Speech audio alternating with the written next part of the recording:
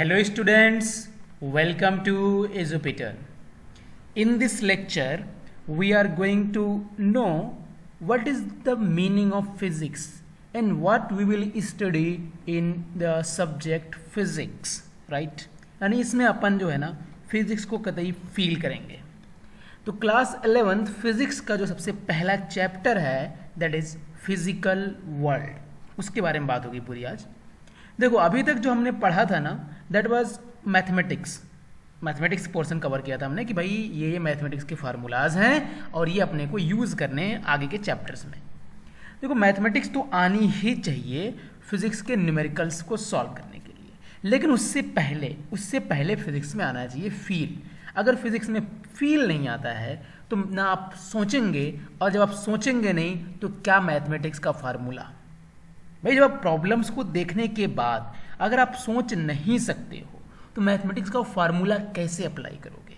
यानी सबसे पहले बारी आती है फिजिक्स को फील करने की, उसके फिलॉसफी को समझने की, एंड देन मैथमेटिक्स, राइट. चलिए बढ़ते हैं. सबसे पहले मैंने यहाँ पर मेंशन किया है व्हाट इज फिजिक्स.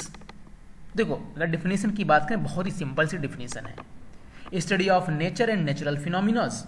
मतलब जो भी लॉज है ना रिलेटेड टू नेचर, जो नेचर को गवर्न कर रहे हैं, और जो भी नेचुरल फिनोमिनाज हो रही हैं उसके बारे में स्टडी करना, उसके बारे में डिस्कस करना, दैट इज कॉल्ड फिजिक्स. अब हम उन्हीं लॉज को, उन्हीं नेचुरल फिनोमिनाज को स्टेप बाय स्टेप आपके सामने रखेंगे कि भाई देखो ये नेचुरल फिनोमिना है या फिर ये फिजिक्स का एक हिस्सा है, इसमें ये वाली नेचुरल फिनोमिना डिस्कस होगी, ताकि आपको फील हो पाएगा कि भाई साहब हमारे डे टू डे लाइफ में फिजिक्स कैसे इन्वॉल्व है. डिफिनेशन बहुत सिंपल से यहाँ पर मैंने लिख रखी है, physics is the study of basic laws that govern and control the nature वगैरह बला बला जो भी है. मतलब ये एक सिंपल सी डिफिनेशन है. अगर बात करें कहाँ से ओरिजिनेट हुई है तो ग्रीक वर्ड से ओरिजिनेट हुई, जिसका मतलब नेचर. तो ये सारी बातें हैं, कोई बहुत वो नहीं है इसमें, ये सब तो आप याद कर सकते हैं, नोट्स का लिंक दिया हुआ है. चलिए आगे बढ़ते हैं. नेक्स्ट हेडिंग जो मैंने लिखी है, देखो छोटे छोटे जो डिफिनेशंस है ना इस चैप्टर में मैं वो भी कवर करता चलूँगा, ठीक है ना. बाकी फील तो दिलाना ही है, अभी आगे आएगा फील पूरा एकदम बढ़िया, कोई टेंशन वाली बात नहीं है. साइंटिफिक एटीट्यूड एक हेडिंग मैंने यहाँ पर लिखी है, व्हाट डज इट मीन. देखो आप सोच रहे होंगे चला साइंस में भी एटीट्यूड, हाँ भाई साहब होता है, तगड़ा ही एटीट्यूड है इसका तो अपना. देखो इसमें क्या है, इसका मतलब साइंटिफिक एटीट्यूड का क्या मतलब है. एटीट्यूड मतलब अप्रोच से है. यहाँ पर क्या अप्रोच रखेंगे आप जब भी किसी प्रॉब्लम्स को आप टैकल कर रहे होंगे, जब भी किसी सिस्टम के बारे में आप स्टडी कर रहे होंगे, तो क्या अप्रोच होनी चाहिए. अप्रोच हमारी ऐसी होनी चाहिए कि हमको ये नहीं मान लेना है साइंस में कि कोई चीज़ फिक्स है. मतलब अगर आज ये चीज़ हो गई है इसके बाद इसमें और कुछ भी नहीं हो सकता आने वाले टाइम में, हमको ये कभी भी नहीं मानना है. We must be flexible, right. यहाँ पर मैंने मेंशन भी किया हुआ ये वर्ड फ्लेक्सिबल. ओपन माइंडेड मतलब ओपन माइंडेड, ठीक है ना. और हम जब भी किसी प्रॉब्लम को डिस्कस कर रहे हैं, ठीक है, किसी प्रॉब्लम्स के बारे में देख रहे हैं कि क्या हो रहा है क्या नहीं हो रहा है, तो उसमें हम कभी भी किसी चीज़ को अगर निगलेक्ट कर रहे हैं, there must be a proper reason why we are neglecting. क्या उसको निगलेक्ट करने से हमारे जो सिस्टम को सॉल्व किया जा रहा है क्या फ़र्क पड़ेगा नहीं पड़ेगा. तो ये होता है हमारा एक साइंटिफिक एटीट्यूड. मैं एक छोटा सा एग्जांपल देता हूँ. बहुत पहले ये माना जाता था earth is the centre of our solar system. मतलब सारे प्लैनेट्स अर्थ का चक्कर लगाते हैं, even sun also revolving around the earth, ऐसा माना जाता था. लेकिन किसी ने सोचा होगा ना कि नहीं ऐसा नहीं है. अगर वो ये बंदा ये सोचता कि नहीं ये चीज़ तो फिक्स है कि अर्थ का ही चक्कर लगाएगा, बल्कि अगर मेरे माइंड में जो चीज़ आ रही वो गलत है, तब तो ये चीज़ हो ही नहीं पाती कि आज हम ये मानते कि प्लैनेट्स रिवॉल्विंग अराउंड दी सन. ये तो हम मान ही नहीं पाते हैं, लेकिन ऐसा होता है, अब हमको बाद में पता लगा. तो ये चीज़ें हैं, हमारा माइंड फ्लेक्सिबल होना चाहिए. चीज़ें चेंज फिक्स नहीं रहती हैं, बदल सकती हैं साइंस में. आज कुछ और है तो कल कुछ और नई थ्योरी आ सकती है, कुछ भी चेंज हो सकता है. साइंटिफिक मेथड, हाँ ये बहुत ही इंपॉर्टेंट चीज़ है. साइंटिफिक एटीट्यूड के साथ साथ साइंटिफिक एक मेथड होना चाहिए. मतलब आप किसी भी प्रॉब्लम्स को देख रहे हैं या फिर किसी भी नेचुरल फिनोमिना की स्टडी कर रहे हैं तो एक सीक्वेंस होना चाहिए आपका उस नेचुरल फिनोमिना को स्टडी करने के लिए. ऐसे नहीं कि अनाप शनाप कहीं से भी शुरू हो गए और कहीं से भी कुछ भी बक दिया. नहीं भाई साहब ऐसा नहीं करना है आपको. अगर आप प्रॉपर किसी चीज़ के ऊपर स्टडी कर रहे हैं, जैसा कि साइंस का मतलब यही होता है क्या, स्टेप बाय स्टेप चीज़ों को एक सिस्टमेटिक वे में देखना और नॉलेज गेन करना, राइट. ऐसा उसको बोलते हैं साइंस। तो वही साइंटिफिक मेथड अपने को फिजिक्स में इन्वॉल्व करना है, फिजिक्स में अप्लाई करना है, क्योंकि physics is also the part of science. भाई वही है साइंस, तो वही रहेगा। हाँ वो अलग बात है, बहुत सारी फिनोमिनाज, बहुत सारे फिनोमिनाज को ऑब्जर्व जो हम करते हैं तो बहुत सारे लॉज वगैरह हमको मिल जाते हैं हम एक्सीडेंटली, लेकिन हम उसके ऊपर जो एनालिसिस करते हैं आफ्टर ऑल साइंटिफिक मेथड पर आते ही आते हैं। अब साइंटिफिक मेथड के स्टेप्स क्या हैं जरा वो समझो। सबसे पहले मैंने लिखा हुआ है ऑब्जर्वेशन। जी हाँ, सबसे पहले हम जब भी किसी फिनोमिना को बारे में कुछ कमेंट करेंगे, सबसे पहले हम ऑब्जर्व करेंगे। चाहे वो न्यूटन बाबा के ऊपर एप्पल गिरने का ही देख लें, तो न्यूटन बाबा ने उसे ऑब्जर्व किया था सबसे पहले। ऑब्जर्व करने के बाद दो चीज़ें। भाई ऑब्जर्व करने के बाद कोई चीज़ आदमी रीजनिंग भी दे सकता है, कारण भी सोचने सकता है कि भाई क्यों ऐसा हो रहा है, लेकिन सबसे पहले क्या है, कंट्रोल्ड एक्सपेरिमेंट किया जाए उसी चीज़ का, उसी ऑब्जर्वेशन का। मैं एक दूसरा एग्जांपल देता हूँ ऑब्जर्वेशन का। मान लो यही सेब वाला ही है, लेकिन थोड़ा दूसरे तरीके से है कि एक बच्चा खेल रहा है ग्राउंड में, उसने बॉल ऊपर की तरफ फेंकी और बॉल वापस नीचे आ गई। एक दिन बच्चे के माइंड में ऐसे क्यों हो रहा है, बॉल नीचे क्यों आ रही है, मतलब न्यूटन वाला दिमाग है उसके पास, समझो ना, सोचना शुरू किया। अपन तो नहीं सोच सकते ना यार क्यों आती बॉल, अपन तो बस फेंकते हैं, ऊपर आई गई नीचे आई, बस खत्म बात, कैच किया, अपने को मतलब नहीं है क्यों सोचा यार, कौन सोचेगा। लेकिन उस बच्चे ने सोचना शुरू किया, न्यूटन बाबा का दिमाग है उसके पास, मान लो। अब उस बच्चे ने क्या किया कि यार यही सेम काम अपने लेबोरेटरी में करते हैं। उसने गया अपना लैब वेब में सजाया बढ़िया सामान वामान, कोई चीज़ ऊपर की तरफ उछाली, देखा नीचे आ रही है, दूसरे ऑब्जेक्ट को उछाला, देखा नीचे आ रहा है। तो ऑब्जर्वेशन कई तरीके से किया, कई तरीके से एक्सपेरिमेंट किए। अब उसने क्या किया, रीजन देना शुरू किया, क्वालिटेटिव रीजन। तो उसने कहा भाई साहब सुनो, धरती माता के चारों तरफ कहीं पर भी उछाल लो, चीज़ नीचे ही आनी है। उसने ये रीज़न दिया। इसका मतलब उसने क्या बता दिया, मान लो उसने कह दिया कि भाई साहब इसके पास कुछ खींचने जैसा शक्ति है, ठीक, जिसको नाम दिया जाएगा ग्रेविटेशन वगैरह, जो भी नाम दिया जाएगा, ब्ला ब्ला, उसके बारे में बात नहीं कर रहा मैं उतना। फिर उसके बाद से वो बंदा क्या देखेगा कि यार जो हमने बॉल फेंकी थी वो ऊपर गई थी, कितना ऊपर गई थी, ठीक है, नीचे आई थी, कितनी देर बाद नीचे आई थी। तो क्वांटिटेटिव रीजनिंग देगा अब उसकी। एक बार तो क्वालिटेटिव रीजनिंग दे दी, भाई ये कारण है, ये रीजन है।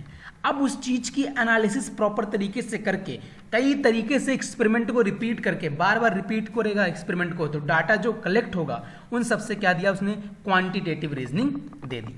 अच्छा, अब उस क्वांटिटेटिव रीजनिंग से जो डाटा निकला, जो सारे डाटा हुए, कलेक्ट हुए, उससे अपना एक क्या करेगा, फार्मूला बनाएगा और उस फार्मूले को सबके सामने रखेगा।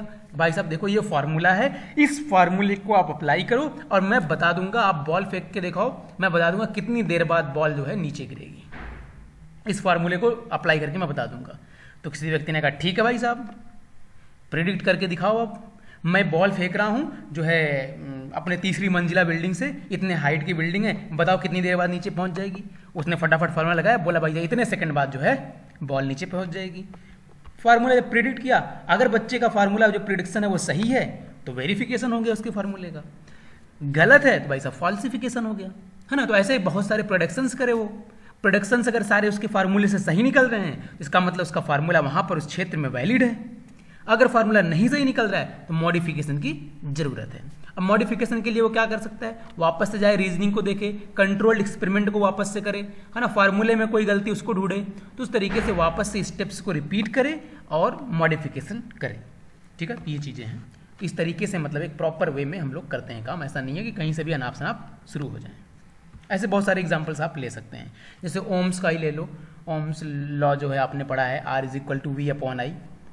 उसमें ओम बाबा ने क्या किया था, ओम बाबा ने ये किया था कि वैसे V की वैल्यू निकाली, I की वैल्यू निकाली, बार बार निकालते गए, उनको दिमाग में देखा करे भाई V/I तो सेम आ रहा है, फार्मूला बन गया।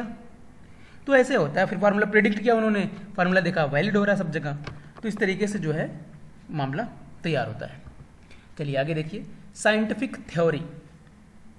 थ्योरी का मतलब क्या, थ्योरी का मतलब ये हुआ कि भाई साहब कुछ लॉज को अपना कलेक्ट करके ऐसा कुछ सिस्टम बनाया जाए जिससे अपन किसी फिनोमिना को या फिर किसी मॉडल को एक्सप्लेन कर सकें, दैट इज कॉल्ड थ्योरी। अब थ्योरी जो है वो हमेशा सही नहीं रहती है, कुछ टाइम तक एक थ्योरी चलती है, फिर वो फेल हो जाती है, फिर दूसरी थ्योरी चलने लग जाती है। तो इसमें आपको घबराना नहीं है, यार पहले ये थ्योरी थी अब ये थ्योरी। एक मैं इसका छोटा सा एग्जाम्पल लेता हूँ। एटम का पहले क्या था थ्योरी, प्लम पुडिंग मॉडल दिया गया था ना, प्लम पुडिंग मॉडल एक थ्योरी है, एटम को एक्सप्लेन करती थी, एटम के स्ट्रक्चर को, एटम के बिहेवियर को एक्सप्लेन करने की कोशिश करी गई इस थ्योरी से। भाई एटम की ये थ्योरी जो है प्लम पुडिंग मॉडल, ये क्या है, एटम के बिहेवियर को एक्सप्लेन करना चाहती थी कि ये एटम ऐसा होता है इसलिए न्यूट्रल है। प्लम पुडिंग मॉडल में क्या बोला गया था, जितना पॉजिटिव उतना ही नेगेटिव रहेगा, पॉजिटिव नेगेटिव वो जो क्या कहते हैं उसको, वाटरमेलन, हाँ वाटरमेलन, सॉरी भूल गया, वाटरमेलन के अंदर जो बीज है वो क्या है, नेगेटिव नेगेटिव नेगेटिव है, और जो उसका पूरा बॉडी वो क्या पॉजिटिव पॉजिटिव पॉजिटिव ऐसे मैटर है पूरा का पूरा। लेकिन बाद में थ्योरी अलग हो गई, रदरफोर्ड मॉडल आया बाद में, उसने कहा भाई साहब तूने कुछ भी बोल दिया, ऐसा होता ही नहीं है, इलेक्ट्रॉन्स तो रिवॉल्व करता है, तूने बोला बीज कितना फिक्स है, वो तो गलत हो गया तेरा। तो थ्योरी चेंज हो गई, हमने ऑब्जर्वेशन देखा और अच्छे से देखा तो मामला गड़बड़ पाया गया। जब तक प्लम पुडिंग मॉडल चल रहा था तब तक चल रहा था, वहां तक सही था मामला, लेकिन जब बाद में और फिनोमिनोस देखी गई तो फेल हो गया। तो थ्योरी जो साइंटिफिक थ्योरी है, जो जितनी अच्छी तरीके से किसी चीज को एक्सप्लेन कर पाती है, वो थ्योरी तब तक चलेगी, जब उससे बेहतर थ्योरी आ जाएगी उसको एक्सेप्ट कर लिया जाएगा। आगे देखिए, नीड फॉर मॉडिफिकेशन, वही चीज मैंने बोल दी, उसको एक्सेप्ट कर लिया जाएगा। मतलब पहले प्लम पुडिंग मॉडल था, फिर रदरफोर्ड मॉडल आया, उसके बाद से बोर मॉडल आया, उसके बाद से आगे भी ऐसे मॉडल्स आते हैं, आए हुए हैं मतलब अभी, ठीक है। तो मॉडिफिकेशन की जरूरत हमको पड़ती रहती है और हम बदलते हैं चीज़ों को। हाँ, आगे मैंने लिखा है 2 बेसिक क्वेश्चन इन फिजिक्स। हाँ, मतलब 2 हम ये बातें हैं जिसके ऊपर पूरा मतलब कंसंट्रेट रहते हैं पूरे फिजिक्स में, थ्रू आउट द फिजिक्स हम 2 चीज़ों पर बहुत फोकस्ड रहते हैं। पहला है यूनिफिकेशन और दूसरा है रिडक्शनिज्म। जी हाँ, इस जो मैंने बोला है सब इसका मतलब भी समझाता हूँ, सही सुना आपने, यूनिफिकेशन एंड रिडक्शनिज्म। थोड़ा थोड़ा आपको अंदाजा भी लग गया होगा यार यूनिफिकेशन का क्या मतलब है, रिडक्शनिज्म का क्या मतलब है। चलो मैं समझा ही देता हूँ पूरा। यूनिफिकेशन नाम से पता लग रहा है something we are talking about to be unity, मतलब सिंगुलरिटी से बात कर रहे हैं, मतलब एकीकरण से बात करें हिंदी में बोले तो देखो क्या है, अपने फिजिक्स में हमारा अप्रोच ये रहता है कि जो अलग अलग फील्ड में चीज़ें हो रही हैं उनको एक ही चीज़ से अगर लिंक किया जा सकता है तो लिंक कर दें। फॉर एग्जाम्पल, आपने कोहेसिव फोर्स और एडहेसिव फोर्स का नाम तो सुना होगा, सुना है ना, नहीं सुना? मत बोलना नहीं सुना, बोलो सुना है। हाँ गुड। तो cohesive force and adhesive force का नाम सुना आपने, फ्रिक्शन फोर्स का नाम सुना है आपने। तो ये जो सारे अलग अलग फोर्सेस के मैं नाम ले रहा हूं, ये सारे के सारे एक ही फोर्स से एक्सप्लेन होते हैं, that is called electrostatic force. That is called electrostatic force, मतलब चार्ज से रिलेटेड हैं ये सारे के सारे। इलेक्ट्रोस्टैटिक दो घबराने वाली बात नहीं, कोई बहुत भारी भरकम नाम नहीं लिया मैंने। इलेक्ट्रोस्टैटिक का मतलब ऐसा फोर्स जो चार्जेस के बीच में लगता है, ठीक है ना, चार्जेस के बीच में जो फोर्स लगता है उसको अपन इलेक्ट्रोस्टैटिक फोर्स बोल देते हैं, तो उसमें घबराने नहीं आपको ज़्यादा। तो इलेक्ट्रोस्टैटिक फोर्स ये, चाहे मैं बात करूं फ्रिक्शन फोर्स की, चाहे मैं बात करूं कोहेसिव फोर्स की, चाहे मैं बात करूं एडहेसिव फोर्स की, चाहे मैं बात करूं विस्कस फोर्स की, तो ये जो सारे फोर्सेस ये सब क्या हैं, इलेक्ट्रोस्टैटिक फोर्सेस हैं। तो एकीकरण किया हमने, इन सारी फोर्सेस के अलग अलग नाम थे, उसको हमने एक नाम दिया। यहां पर मैंने दूसरा एग्जाम्पल यहां पर लिया, आपकी स्क्रीन पर दिख रहा होगा, फॉर एग्जाम्पल करके, Newton's law of gravitation not only explain the motion of freely falling object towards the earth but also explain how moon revolving around the earth and so many other phenomena, right? और बहुत सारी phenomena को explain करता है। Obvious सी बात है यार, भाई अपने को अगर रॉकेट लॉन्च करना है वहां पर हम लोग न्यूटन्स लॉ ऑफ ग्रेविटी का यूज करते हैं, है कि नहीं? अपने को रोवर एक प्लैनेट से दूसरे प्लैनेट पे भेजना है, वहां पर हम लोग न्यूटन्स लॉ ऑफ ग्रेविटी को एक्सप्लेन करते हैं, मतलब उसका यूज करते हैं, उससे एक्सप्लेन करते हैं। तो न्यूटन्स लॉ ऑफ ग्रेविटी तो एक ही लॉ है ना, उसी से क्या है, बहुत सारी फिनोमिनास को एक्सप्लेन किया जा रहा है, बहुत सारे चीजों में वो यूज करी जा रही है। तो यहाँ पर क्या हो रहा है, एकीकरण हो रहा है, यूनिफिकेशन किया गया है। अगला देखिए, रिडक्शनिज्म।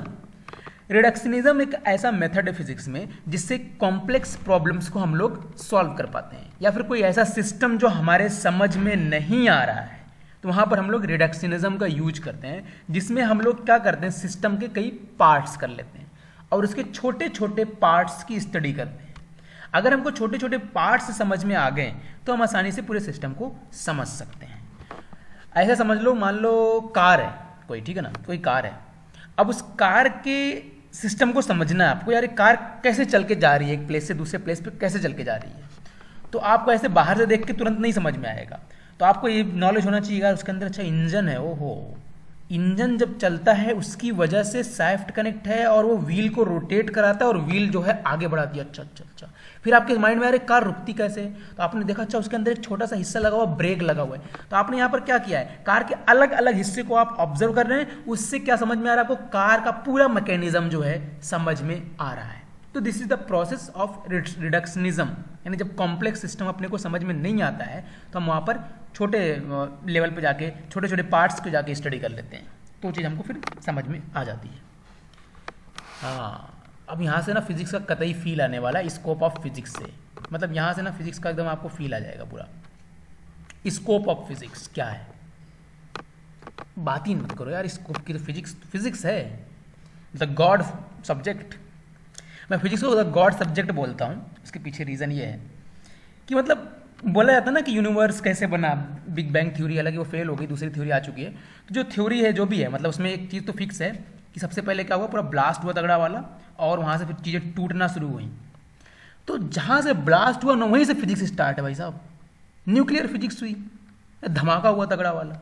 और अपन ने अस्तित्व में जब भी आए सबसे पहले, तो अपन ने क्या किया, देखना उखना शुरू किया या फिर सुनना शुरू किया, सब किससे इन्वॉल्व है, फिजिक्स से इन्वॉल्व, इसलिए मैं इसको द गॉड सब्जेक्ट बोलता हूँ। मतलब इसको अगर पढ़ते हैं ना आप, तो समझ लो आप पूजा कर रहे हो भाई साहब, इसको पढ़ा करो फिजिक्स को डेली, सुबह दोपहर शाम, जब भी टाइम मिले पढ़ो फिजिक्स। मतलब ये पूजा का काम है, मतलब मजाक नहीं कर रहा हूँ, मतलब आप नेचर को समझ रहे हो, you are understanding the nature. If you are studying the physics that's mean you are understanding the nature. और अगर आप नेचर को अंडरस्टैंड कर रहे हैं मतलब गॉड के क्लोज जा रहे हैं, हाँ उस सेंस में नहीं है, घबराओ नहीं, पार नहीं हो जाएंगे आप, डोंट वरी, उस सेंस में नहीं बोला गॉड के करीब, ठीक है, मतलब आप फील करेंगे चीज़ों को, तो लेट्स फील इट। तो स्कोप ऑफ फिजिक्स मतलब बहुत ही ज़्यादा वास्ट है, मतलब कितना वास्ट कहें इसका तो कुछ देख लो यहाँ पर यार, छोड़ो मैं क्या ही कितना बोलूँ। मतलब फिजिक्स में हम लोग माइक्रोस्कोपिक से लेकर मैक्रोस्कोपिक तक की बात करते हैं। अगर हम लोग माइक्रोस्कोपिक वर्ल्ड की बात करें, मतलब बहुत ही छोटी स्केल, तो वो छोटी स्केल देखो यहाँ पर 10⁻⁻14 मीटर साइज, उससे कम की भी बात करते हैं, ये तो बहुत बड़ा है फिर भी, से लेकर 10⁻26 मीटर।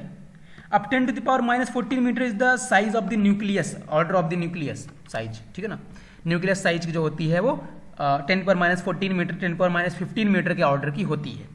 और वही बात करें size of the universe 10⁻26 metre, दिखने में कम लग रहा हो लेकिन 26 लिखा हुआ, ये भी देख लीजिएगा, मीटर बोल रहा हूँ कम मत समझ लेना इसको, ठीक है ना, ये 26 बहुत ही ज़्यादा हो जाएगा, मतलब एक के बाद हाँ 26 जीरो लगा तो पढ़ भी नहीं पाओगे, कितना हो गया, मतलब इतना हो गया, ठीक है। मास की बात करें तो मास, एक इलेक्ट्रॉन का मास कितना होता है 9.0 इंटू 10⁻31 kg, यानी ऑर्डर की अगर बात करेंगे तो 10⁻31 kg ऑर्डर का होता है। वहाँ से लेकर हम लोग जो है यूनिवर्स का मास अगर बात करें तो 10⁻55 kg, इन सब की बातें किस में होती है, अपने फिजिक्स में होती हैं।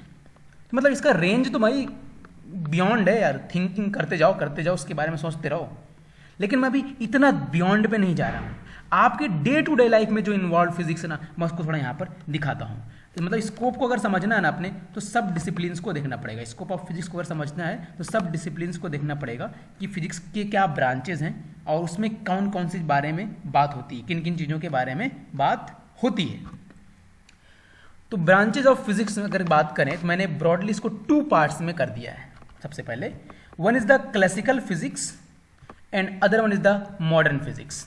ओके, देखो क्लासिकल फिजिक्स वो फिजिक्स है जो कुछ 1900 के पहले वाली फिजिक्स है पूरी, यानी ऑप्टिक्स हो गई, मैकेनिक्स होगी, वो फोर्स वगैरह के बारे में स्टडी करना, लाइट वगैरह के बारे में स्टडी करना, वो सब अपना क्लासिकल फिजिक्स में आ जाता है। जब आइंस्टाइन ने कोई धमाका नहीं किया था तब तक की फिजिक्स क्या कहलाती है, अपनी क्लासिकल फिजिक्स कहलाती है। लेकिन आइंस्टाइन, जब सारी फिजिक्स वाले जो अपने मतलब नेताजी लोग थे ना, यानी साइंटिस्ट लोग, उनको ये लगा कि हमने सब कुछ सॉल्व कर लिया है, भाई कुछ बचा ही नहीं यार। एक समय के लिए यही हुआ था, मजाक नहीं, मतलब कोई नए लॉज आ ही नहीं रहे थे। न्यूटन बाबा ने पूरी फिजिक्स तो खत्म ही कर दी थी भाई। ऑप्टिक्स नाम की चीज़ सुनिए, लाइट, हाँ वही प्रकाश रोशनी जो भी कह लो, उसके नाम सुना है। न्यूटन बाबा वहाँ पर भी भिड़े हुए थे। न्यूटन बाबा गर्मी वाले क्षेत्र में, यानी हीट वाले क्षेत्र में भी भिड़े हुए थे। न्यूटन बाबा आपके ग्रेविटेशन में तो धमाका किए ही हुए थे, बल वाले में, फोर्स वाले में। मतलब न्यूटन बाबा ने तो पूरी फिजिक्स खत्म ही कर दी थी। उसके बाद से कोई लॉज किसी को दिख ही नहीं रहे थे यार, और कोई लॉज होगा और कुछ फिजिक्स अब बनेगी। लेकिन तभी आइंस्टाइन बाबा ने आके, मतलब बाबा नहीं कहें यार, आइंस्टाइन कुछ भी कह लो, कुछ और कह लो यार इसको, तो मतलब मॉडर्न टाइम में आया ना तो बाबा कहना अच्छा नहीं लगेगा। क्लासिकल मतलब पुराने टाइम की फिजिक्स है, तो बाबा बाबा इसलिए मैं बोलता रहता हूँ। मतलब आइंस्टाइन जब आया ना तो वैसे इसने एक ऐसा ही पत्ता फेंका ना, बोला ये देख लो theory of relativity, quantum mechanics. Quantum mechanics का नाम तो सुना ही होगा आप लोगों ने, है ना, हॉलीवुड मूवीज वूवीज में खूब धड़ाधड़ बोलते हैं एकदम, बिल्कुल ऐसे बोलते हैं, इसलिए उसका धज्जे उड़ा देते हैं क्वांटम मैकेनिक्स की। खैर कोई नहीं, तो मॉडर्न फिजिक्स आई तब और उसने पूरा हुलिया ही बदल दिया। मतलब उसने बोला नहीं, ख़त्म नहीं हुआ है, अभी बहुत कुछ है, अभी पढ़ो, अभी बहुत कुछ पढ़ना बाकी है। और उसके बाद से तब तो रिसर्च चल ही रही है चीज़ों पर, मतलब पूछो ही मत। उसके बाद से वापस से फिजिक्स चल पड़ी। एक टाइम के लिए ही लगा था यार लोगों को, सब हमने ख़त्म कर लिया यार, सब क्या बचा क्या अब, लेकिन नहीं, बहुत कुछ बचा है। चलिए क्लासिकल फिजिक्स में आते हैं। क्लासिकल फिजिक्स में क्या क्या मेन ब्रांचेज, मैंने कुछ ब्रांचेज यहाँ पर लिखी हैं। The very first one is mechanics. हाँ, मैकेनिक्स के बारे में हम लोग समझेंगे। अब मैकेनिक्स में क्या समझेंगे, मतलब क्या चीज़ पढ़ेंगे मैकेनिक्स में। मैकेनिक्स का मतलब होता है एक्चुअली फोर्सेस से रिलेटेड चीज़ों को स्टडी करना। किसी सिस्टम के ऊपर फोर्स लग रहा है तो सिस्टम में क्या चेंजेस आएंगे, दैट इज कॉल्ड मैकेनिक्स। ठीक है। थर्मोडायनेमिक्स, थर्मोडायनेमिक्स हीट से रिलेटेड चीज़ों की डिस्कशन होगा ना, गर्मी वर्मी वाला चीज़ हो रहेगा, ऐसा कुछ डिस्कशन करेंगे, वो थर्मोडायनेमिक्स हो जाएगा। इलेक्ट्रोमैग्नेटिज्म, नाम से ही पता लग रहा कुछ, इलेक्ट्रो एंड मैग्नेट, मतलब चार्ज और मैग्नेट जैसी चीज़ों के बारे में बातचीत चलेगी अपनी। ऑप्टिक्स, ऑप्टिक्स लाइट वही प्रकाश रोशनी जो भी कह लो, ठीक है ना, उससे रिलेटेड बात चलेगी।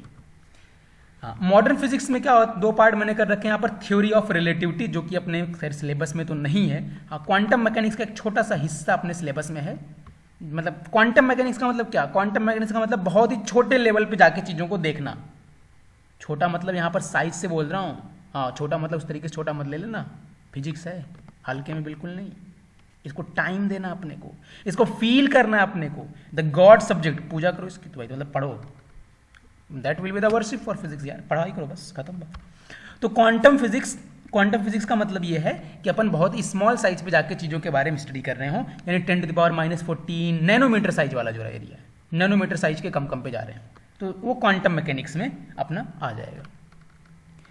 अब मैं यहाँ पर थोड़ा बात कर लेता हूँ उन्हीं फिजिक्स के बारे में थोड़ा डिटेल में, जो भी मैंने लिखे ना क्लासिकल फिजिक्स की ये ब्रांचेज हैं, उसको थोड़ा यहाँ पर डिटेलिंग में दिखा देता हूँ। तो क्लास 11th की अगर हम लोग बात करें तो क्लास 11th में अपने को क्या क्या पढ़ना है फिजिक्स में। सबसे पहले अपने को पढ़नी है मैकेनिक्स।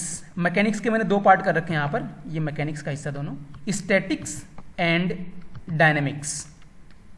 स्टैटिक्स नाम से ही पता लग रहा है आपको कि स्टैटिक्स में क्या पढ़ेंगे हम लोग। स्टैटिक्स का मतलब कुछ क्या, रेस्ट वाली कंडीशन के बारे में, है ना। अब मैंने अभी क्या बोला, ये मैकेनिक्स के ही दोनों हिस्से, किसके हिस्से दोनों, मैकेनिक्स के, हाँ सही सुना आप, मैकेनिक्स के दोनों हिस्से हैं। अगर दोनों हिस्से मैकेनिक्स के मतलब दोनों ही हिस्सों में फोर्स से रिलेटेड कुछ बातचीत चलेगी, ठीक है ना। अब पहले वाली कंडीशन में मैंने क्या बोला, ये स्टैटिक्स एक हिस्सा हो गया, मैकेनिक्स का ही एक हिस्सा है स्टैटिक्स। इसमें ऐसे सिस्टम के बारे में बात होगी जब वो रेस्ट में होगा। अब डे टू डे लाइफ में example, day to day life में एग्जांपल ऐसा मान लो, कोई इंक्लाइंड प्लेन है, कोई इंक्लाइंड प्लेन है, आप ये चाह रहे हैं उस इंक्लाइंड प्लेन पे मैं कुछ सामान रखूं और गिरे नहीं वो, क्या नहीं हो, स्लाइड नहीं करे वो, और आप चाह रहे हैं कि इस इंक्लाइंड प्लेन को मैं जितना चाहूं उतना मैक्सिमम उठाना चाहता हूं, मैक्सिमम से मैक्सिमम कितना उठा दूं कि ये चीज़ गिरे नहीं, गिरे नहीं मतलब मोशन में ना आए, स्टैटिक्स की बात चल रही है। तो आप ये देखेंगे उसके लिए कि भाई साहब इसके ऊपर फोर्स लग रहा है इधर नीचे की तरफ, और कौन कौन से फोर्स लग रहे हैं, कितना फोर्स टोटल लगा, ठीक है ना, टोटल कितना फोर्स लगा कि इसके ऊपर टोटल फोर्स जीरो हो जाए, टोटल फोर्स क्या रहे, जीरो रहे। अगर टोटल फोर्स जीरो रहेगा तो इसको कोई हिलाने वाला नहीं है, टोटल जीरो हो जाए मतलब ऐसा कुछ हो जाए। तो स्टैटिक्स का एक हिस्सा है जो कि हमको हेल्प कर रहा है चीज़ों को समझने में।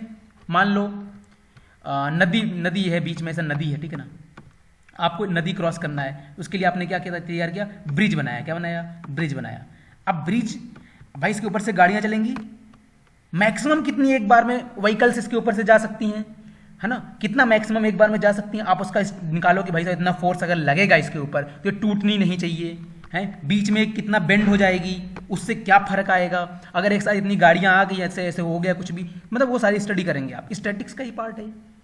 ब्रिज तो स्टैटिक कंडीशन में ही होती है ना, उसकी स्ट्रेंथ को आपने देखा ना, तो ऐसे जगह जगह पर क्या है, स्टैटिक्स हमारी इन्वॉल्व है, ठीक है। डायनेमिक्स को देखो, डायनेमिक्स को मैंने दो हिस्से में अगेन कैटेगराइज किया है, काइनेमेटिक्स एंड काइनेटिक्स। डायनेमिक्स मतलब नाम से पता लग रहा है कुछ मोशन वाली बात होने वाली है। स्टैटिक्स मतलब क्या था, वो हिस्सा था मैकेनिक्स का जब ऑब्जेक्ट रेस्ट कंडीशन में रहेगा, सिस्टम हमारा जिसके ऊपर हम स्टडी कर रहे हैं वो रेस्ट कंडीशन में रहेगा। डायनेमिक्स में रेस्ट नहीं, डायनेमिक नाम से पता लग रहा है मोशन। तो यहां पर जो पहला हिस्सा मैंने किया है काइनेमेटिक्स। काइनेमेटिक्स में क्या होता है, हम लोग सिस्टम के मोशन की बात तो करेंगे, लेकिन हम लोग वहां पर उसके कॉज की बात नहीं करेंगे, रीजन की बात नहीं करेंगे कि मोशन क्यों हो रहा है, हम लोग ये बात नहीं करेंगे। नहीं, हम लोग फिर क्या बात करेंगे भाई साहब, हम लोग ये देखेंगे कि भाई मोशन हो रहा है कितना हो रहा है। यानी कोई ऑब्जेक्ट मान लो ट्रेवल करना शुरू करी, कोई बाइक स्टार्ट करी आपने मान लो, तो कितने घंटे में कितना सफ़र तय कर लेगी, है ना। यहाँ से निकली भाई साहब कितने घंटे बाद वहाँ पहुँच जाएगी। मान लो एक बाइक वाला दूसरे बाइक वाले का पीछा कर रहा है, उस वाले बाइक की इतनी स्पीड, इस वाले बाइक की इतनी स्पीड, कितनी देर में इस वाला उस वाले को पकड़ लेगा, जो भी है ऐसा वैसा। यहाँ पर हम लोग रीजन की स्टडी नहीं कर रहे हैं कि मोशन क्यों हो रहा है। You are not studying the reason of the motion, you are not studying the cause of the motion. यानी हम कॉज को नहीं इंक्लूड कर रहे हैं, मतलब किसको नहीं इंक्लूड कर रहे हैं, फोर्स को नहीं इंक्लूड कर रहे हैं। We are not including the force here in this branch kinematics. हालांकि फोर्स लगेगा तभी बाइक मूव करेगी ना भाई। अगर बाइक चल रही है तो यार इंजन उसके ऊपर फोर्स लगा रहा है ना, इंजन के थ्रू चल रही है ना, फोर्स लग रहा है ना उसके ऊपर। लेकिन हम लोग इस वाले हिस्से में स्टडी नहीं करते उसकी, हम सिर्फ उसके इफेक्ट की स्टडी करते हैं। इतना मोशन हुआ, इतनी स्पीड में हुआ, ये भी हमारे डे टू डे लाइफ में इन्वॉल्व है। मान लो अभी आपको बाइक दे दी जाए, आपके सामने कुछ ऐसा है, कोई बंदा जा रहा है बाइक लेके, आपको इतना जोश आता है कि भाई आप क्या करते हैं, उसको ओवरटेक करने लग जाते हैं। होता है ना जोश जोश में, भाई आगे एक बाइक जा रही हो, आपके अब बगल से निकली हो, आपने देखा हो मुझसे तेज जा रहा है, रुक बताता हूँ, तो आपने भाई अपना एक्सीलेटर दबाया और निकाल ली उससे आगे। तो यहाँ पर जो आपने ओवरटेक किया, तो यहाँ पर भी क्या हुआ, आपने मोशन की एनालिसिस करी होगी, भाई मैं उसको ओवरटेक कर पाऊंगा कि नहीं कर पाऊंगा, मेरे बाइक में दम है भी नहीं है, सारी चीज़ों को देखा होगा आपने, तो उस हिसाब से आपने किया काम। तो मोशन जो हिस्सा है काइनेमेटिक्स से तो डेली लाइफ में कतई इन्वॉल्व है, मतलब यार हद से ज़्यादा इन्वॉल्व है, पूछो ही मत। काइनेटिक्स ये भी वही हिस्सा है, वही है, सेम ही है दोनों, बस इसमें फोर्स इन्वॉल्व कर देना है। इसमें फोर्स के बारे में भी बात होगी, मतलब मोशन के बारे में तो बात होगी ही होगी, लेकिन उसके रीजन की भी बात होगी। मतलब कितना फोर्स लगाया जाए, कितनी देर तक फोर्स लगाया जाए कि ये ऑब्जेक्ट यहाँ से वहाँ चला जाए, इतनी देर में चला जाए, इस तरीके की बातें, इस तरीके की बातें हम लोग करते रहते हैं अपने डे टू डे लाइफ में। यार अगर इतनी तेज बल्ला भाजा होता ना, तो यार सही बता रहा हूँ बाउंड्री चली गई, थोड़ा सा बचा था यार, थोड़ा सा बचा था। अगर इस एंगल पे मिली होती ना बॉल, यार सही बता रहा हूँ बाउंड्री जाती है, एकदम 6 जाता पक्का। भाई तू बच गया, भाई तू बच गया। मतलब अगर तूने बॉल ना करे से दी होती ना मेरे को, मैं बता रहा हूँ तेरी दिखाई नहीं देती बॉल कहाँ गई थी। ये सब क्या है, काइनेटिक्स का पार्ट है कि आप कैसे लगा रहे हैं फोर्स और कितना मोशन मिलेगा सिस्टम को। All these are the parts of kinetics. समझ में आ रही बात। अगर मान लो यही बात ही जहाँ पर इंक्लाइंड प्लेन वाली बात है, अब आपने क्या किया, इसको ऐसे ऐसे करते करते करते करते थोड़ा और ऊपर उठा दिया। अब ये चीज़ क्या होगी, ये चीज़ क्या होगी, बाद में स्लाइड करने लग जाएगी। ऐसे मान लो इसे उठा दिया ज़्यादा, तो ये चीज़ क्या होगी, बाद में स्लाइड करने लग जाएगी, इधर की तरफ गिरने लग जाएगी। तो आपने देखा यार अब ये चीज़ स्लाइड करने लग गई है, अब इसके ऊपर कितना फोर्स लग रहा है, ये धीरे धीरे क्यों स्लाइड कर रही है। अगर मैं इसी चीज़ को ऐसे कर देता तब उसके ऊपर कितना फोर्स लगता और तब वो कितनी तेजी के साथ स्लाइड करती, यानी गिरती। मेरा मतलब यहाँ पर तो क्या स्लाइड हो रहा है। तो ये सब किसका हिस्सा है, काइनेटिक्स का हिस्सा है। समझ में आ रही है। तो ये चीज़ें हैं काइनेटिक्स, काइनेमेटिक्स। मान लो किसी पाइप में पानी फ्लो करवाना है आपको, कितना फोर्स लगाना पड़ेगा, किस रेट से पानी को अंदर घुसाना चाहिए पाइप के अंदर की वो जो है इतने हाइट का जो है ये कुछ चढ़ जाए ऊपर, है ना, किस फोर्स से इसमें पानी आना चाहिए, है ना, कितने जल्दी वो टैंक को फुल कर पाएगा। ये सारी जो बातें डिस्कस होती हैं हमारी, ये किसके थ्रू होती हैं, इस मैकेनिक्स के थ्रू जो है स्टडी करते हैं हम लोग। ध्यान में रहे, जितनी ज़्यादा नेचुरल फिनोमिनास को आप अपने सब्जेक्ट से लिंक कर पाएंगे ना, उतना ज़्यादा मज़ा आएगा आपको। सब्जेक्ट का मतलब यहाँ पर मैं फिजिक्स की बात कर रहा हूँ। हाँ, मेरे को और किसी फिजिक्स सब्जेक्ट और इसमें मतलब नहीं है भाई साहब। तो जितना ज़्यादा आप अपने डे टू डे लाइफ में होने वाली फिनोमिनास को लिंक करेंगे कि यार ऐसा क्यों हो रहा है। मान लो आप चल रहे हैं, तो यार आप चल पा रहे हैं आसानी से, ऐसा क्यों हो रहा है, जबकि अगर अपन आप मतलब आइस पे चलते ना, बर्फीली जगह पर, या फिर जहाँ पर रेतीली जगह है ना, जहाँ पर ये क्या कहते हैं, अरे बालू ओलू है यार, है ना, रेगिस्तान टाइप का इलाका, रेत, हाँ रेत सही तो बोला था मैंने। अगर वहाँ पर चलते हैं आप तो आपको डिफ़िकल्टी होती है, लेकिन अभी सिंपल ऐसा रोड है ना, उस पर चलने में आसानी होती है, कोई दिक्कत नहीं है। आपके घर में मान लो कहीं पर पानी गिरा, उसके ऊपर आप चलते हैं, आराम से गिर जाते हैं। क्यों हो रहा है ऐसा, हर जगह पर आप देखो, आप ऐसा देखो कि दरवाजे को आप खोल रहे हैं, ओपन कर रहे हैं मेरा मतलब, या फिर ढकेल के या फिर खींच के बंद कर रहे हैं, जो भी कर रहे हैं, तो जो हैंडल होता है हमेशा बिल्कुल एंड साइड पे क्यों लगा होता है? जहां से डोर रोटेट हो रहा है वहां क्यों नहीं लगा देते हैंडल को? ऐसा क्यों कर रहे हैं? There must be a reason. तो फिजिक्स में चीजें इन्वॉल्व हैं, वो सारी रीजन फिजिक्स के थ्रू एक्सप्लेन किए जाते हैं। सोचो ऐसा क्यों होता होगा? इन सभी चीजों का मैथमेटिकल रीजन भी है फिजिक्स में। मतलब एक तो आपने चलो सोच लिया कि सर आसानी होती इसलिए अपन करते हैं, अपन जब फोर्स लगाते हैं तो आसानी से घूम जाता है, तो कितना दूर लगाने से कितना आसानी से घूम जाएगा, ये मैथमेटिकल एक्सप्लेनेशन हो गया। उस चीज को वैसे भी एक्सप्लेन करो, वैसे भी सोचो। ऐसा जब आप सोचना शुरू करेंगे ना तो फिजिक्स आपके अंदर क्या होती जाएगी, समाती जाएगी। हाँ, ऐसे फील करेंगे आप उसको अच्छे से। ठीक, चलो ज़्यादा मत फील करो, इधर आओ, थर्मोडायनेमिक्स की तरफ आओ। थर्मोडायनेमिक्स, थर्मोडायनेमिक्स मैंने पहले ही बोला था, ये वो ब्रांच है फिजिक्स की जिसमें हम लोग कुछ हीट वगैरह से रिलेटेड लेन देन की बात करते हैं। इसका मैं कुछ डे टू डे लाइफ में एग्जांपल्स देना चाहूँगा। जैसे आपने देखा होगा कि कंप्यूटर वगैरह जो होते हैं उसमें फ़ैन लगे होते हैं छोटे छोटे, और चलते रहते हैं कंटिन्यू। लैपटॉप चला रहे हैं ना आप, तो फ़ैन चलता रहता है, लगातार चलता रहता है। क्यों चल रहा है भाई फ़ैन? उसके अंदर क्या जरूरत है फ़ैन लगाने की? भाई कंप्यूटर चल रहा है, चलने दो ना, पंखे लगाने की क्या जरूरत पड़ रही है? पंखे लगाने की जरूरत इसलिए पड़ रही है ताकि जो लैपटॉप हीट हो रहा है उसकी हीट एनर्जी को, जो हीट गर्मी को हम लोग बाहर निकाल सकें। क्या निकाल सकें? बाहर निकाल, उसको कूल कर सकें। यहाँ पर एक सिस्टम लगाया हमने, और उसकी एनालिसिस कितना कूलिंग देनी, क्या करनी, वो सब किस में होगी? थर्मोडायनेमिक्स वाले पार्ट में। समझ में आई बात? आपने देखा होगा फ्रिज के अंदर आप सामान रखते हैं, मस्त ठंडा हो जाता है। फ्रिज के अंदर स्विच ऑन कर दीजिए, उसकी मतलब सही फ्रिज होनी चाहिए, अच्छी फ्रिज हो, खराब नहीं हुई हो, चलने वाली फ्रिज हो, उसके अंदर आप सामान रखते हैं, सामान ठंडा हो जाता है। क्यों ठंडा हो गया भाई? क्यों ठंडा हो गया? आपने बर्फ थोड़ी रखी थी उसके अंदर। कैसे काम किया फ्रिज ने? कैसे हुआ ये सब कि उसने ठंडा कर दिया उसको? ये सब किस में हम लोग स्टडी करते हैं? थर्मोडायनेमिक्स में स्टडी करते हैं।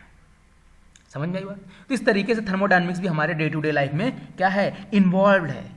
एक हिस्सा मैंने यहाँ पर एक ब्रांच और लिख दी है, वेव्स के बारे में भी हम लोग क्लास 11th में स्टडी करेंगे, वेव्स क्या होती हैं वो सब चीज़ें, जो कि मैकेनिक्स का ही पार्ट है एक्चुअली में, लेकिन मैंने इसको अलग से लिख दिया। जैसे मैं यहाँ पर बोल रहा हूँ ना अभी, और मेरा आवाज़ रिकॉर्ड हो रहा है, राइट? हाँ, हो रहा ही, ऑब्वियस सी बात है यार, मैं भी क्या बोल रहा हूँ। तो जो मैं बोल रहा हूँ ये भी क्या एक तरीके की वेव है, ठीक है ना? आप रस्सी को ऐसे ऐसे रस्सी आपने ऐसे ऐसे किया होगा कभी, ऐसे ऐसे करके, ऐसे ऐसे करके, है ना? ये भी क्या एक तरीके की वेव है। तो मतलब ये चीज़ें कैसे होती हैं, है ना? इसमें क्या सिस्टम होता है, कैसे एक प्लेस से दूसरे प्लेस पे प्रोपगेट करती हैं, कैसे आगे बढ़ती हैं, उन सब के बारे में, इन सब की मैकेनिक्स को हम लोग जो स्टडी करेंगे वो वेव वाला हिस्सा भी हमारे में है, इसलिए मैंने यहाँ पर अलग से लिख दिया, जो कि एक्चुअली मैकेनिक्स का ही एक पार्ट कह सकते हैं, क्योंकि इसमें भी हम लोग उसका मैकेनिज्म ही देखते हैं, फोर्स वगैरह के थ्रू ही जो है स्टडी की जाती है। तो मैकेनिक्स का एक पार्ट है, हालांकि मैंने अलग से लिखा क्योंकि बहुत हटके होता है, थोड़ा डिफरेंट होती चीज़ें इसमें, इसलिए मैंने अलग से लिख दिया। चलिए आगे देखिए, क्लास 12th में हम लोग क्या क्या पढ़ेंगे, जरा उसको भी समझते हैं। क्लास 12th में वाले हिस्से में हमारा देखो सबसे पहला जो पोर्शन है वो है इलेक्ट्रोमैग्नेटिज्म का। सबसे पहला पोर्शन क्या है? इलेक्ट्रोमैग्नेटिज्म का। नाम से ही पता लग रहा है कुछ इलेक्ट्रो एंड मैग्नेटिज्म, यानी कुछ चार्ज के बारे में बात होगी और कुछ मैग्नेट वगैरह जैसे चीज़ों के बारे में बात होगी, नाम से ही पता लग रहा है। अब इलेक्ट्रोमैग्नेटिज्म जो अपना क्लास 12th का ना यार, आधे से ज़्यादा सिलेबस तो यही है पूरा। जैसे अपना 11th वाले में बात करें ना, अगर आप देखो ध्यान से इस वाले पोर्शन में, तो जो आपका ये मैकेनिक्स पोर्शन ना, ये मैकेनिक्स पोर्शन बहुत ज़्यादा सिलेबस कवर कर लेता है। 50% सिलेबस मैकेनिक्स कवर करती है आपकी क्लास 11th में, और थोड़ा सा जो बचता है वो क्या बचता है? थर्मोडायनेमिक्स एंड वेव्स बचती है। ऐसे ही क्लास 12th में जो मेजर पोर्शन है सिलेबस का वो है इलेक्ट्रोमैग्नेटिज्म, जिसको हमने डिवाइड किया दो हिस्सों में, इलेक्ट्रोस्टैटिक्स एंड इलेक्ट्रोडायनेमिक्स। अब मैंने क्या बोल दिया, थोड़ा समझ लो इस चीज को। देखो ऐसा है, इलेक्ट्रोस्टैटिक्स अभी थोड़ा देर पहले भी मैंने यूज किया था ये वर्ड, जिसका मैंने मतलब ये समझाया था कि चार्ज के बारे में बात करेंगे जब वो स्टैटिक कंडीशन में हो। नहीं समझाया था शायद, नहीं समझाया तो दोबारा समझा दे रहा हूँ ना। इलेक्ट्रोस्टैटिक, इलेक्ट्रो का मतलब यहाँ पर चार्ज से रिलेटेड है, और स्टैटिक का मतलब क्या है? रेस्ट कंडीशन में है। तो चार्ज के बारे में स्टडी करी जाती है इसमें, उसके बिहेवियर के बारे में स्टडी करी जाती है, वो कैसे एक दूसरे के ऊपर फोर्स लगा रहे हैं उसके बारे में स्टडी करी जाती है, लेकिन वो कैसे होने चाहिए? स्टैटिक कंडीशन में होने चाहिए। हाँ, अब इसके एग्जांपल्स मैं देता हूं आपको डे टू डे लाइफ में। मेरा देख लो, मतलब यहाँ पर अभी ना इस चैप्टर में मेरा सिर्फ एक ही रीजन है, मतलब एक ही मोटिव है, सॉरी मैं क्या क्या बोल रहा हूँ, एक ही मोटिव है कि आपको ये फील दिलाना कि कैसे physics day to day life में इन्वॉल्व्ड है। तो मैं हर एक ब्रांच के ना एक दो एग्जांपल्स आपको दे रहा हूँ। एग्जांपल्स तो इनफाइनाइट है, मतलब देने बैठूँ ना एग्जांपल तो मेरी जिंदगी बीत जाएगी, मैं एग्जांपल्स नहीं दे पाऊंगा सारे फिजिक्स के। हाँ, जिंदगी बीत जाएगी भाई साहब, जिंदगी का युग बीत जाएगा, मतलब इतने एग्जांपल्स है फिजिक्स से। तो इलेक्ट्रोस्टैटिक्स, तो इलेक्ट्रोस्टैटिक्स का मैं कुछ एग्जांपल, जैसे मान लो मैं बात करूँ, मैं बोर्ड है, मतलब बोर्ड, ठीक है ना, मैं मस्त पढ़ा रहा हूँ बोर्ड पे ना, मार्कर से मैंने लिखना शुरू किया। अब एक बात बताओ मुझको, मार्कर से जो मैं कुछ भी लिख रहा हूँ, मैं मार्कर से, वो जो इंक है उसका कुछ ना कुछ तो मास होगा ना यार।